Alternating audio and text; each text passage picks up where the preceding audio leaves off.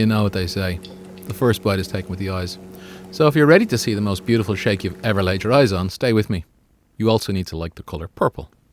Ever wonder how to create McDonald's Grimace Shake at home? I've cracked the code and found the perfect blend to match that creamy berry flavour. Well, here's the twist. You won't believe how simple it is with just a few readily available ingredients. Now we are talking a premium bourbon vanilla ice cream, Monin Blueberry Syrup, and a splash of full fat milk to make it super rich or super smooth. Nothing fancy, it's just straight up flavour. Start with the 1 litre of vanilla ice cream, blend it up, the good stuff for that rich creamy base, as well as 250 millilitres of full fat for the perfect consistency.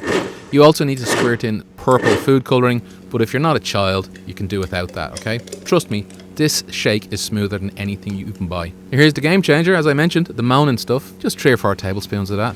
Blend it up. You'll never settle for store-bought again. If you like this simple recipe, don't forget to like, subscribe and share. Let me know in the comments how you didn't make it.